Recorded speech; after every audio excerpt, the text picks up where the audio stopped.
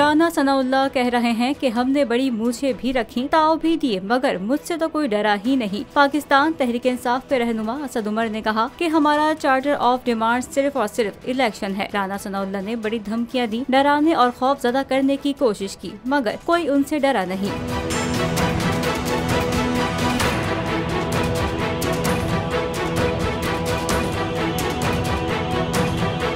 लाहौर में मीडिया से गुफ्तगू करते हुए साबिक विफाकी वजीर खजाना असद उमर का कहना था, हमारा मुतालबा ये नहीं कि तहरीक इंसाफ को हुकूमत वापस कर दो और इमरान खान को वजीर आजम बनाओ, बल्कि मुल्क में मुआशी, समाजी और सियासी बहरान नजर आ रहा है। इस बहरान से निकलने का वाहिद रास्ता नया इलेक्शन है। PTI रहनुमा का कहना है कि हम किसी को फतह करने नहीं निकल रहे। आइन हमें साल के 365 दिन रोजाना जलसा करने की इजाजत देता है। हमने जुम्मा 4 नवम्बर के लिए धरने और जलसों का सिलसिला शुरू करने की दरख्वास्त दे रखी है।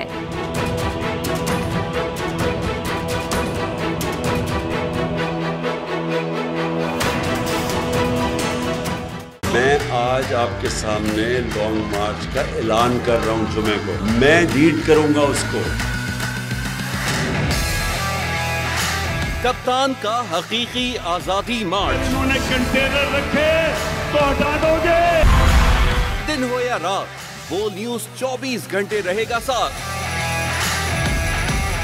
सबसे बड़ी टीम, सबसे मोतबर पैनलिस्ट के साथ, सबसे बड़ी कवरेज। देखिए पाकिस्तान की सबसे बड़ी नशरियात सिर्फ बोल न्यूज पर।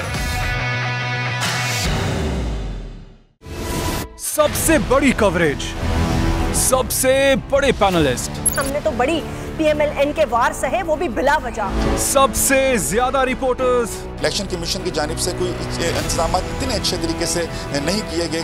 बोल की रिवायत, सबसे पहला नतीजा।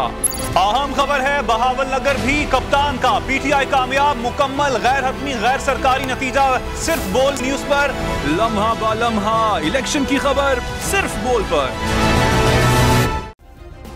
सब्सक्राइब करें और बेल दबाएं ताकि कोई खबर रह न जाए।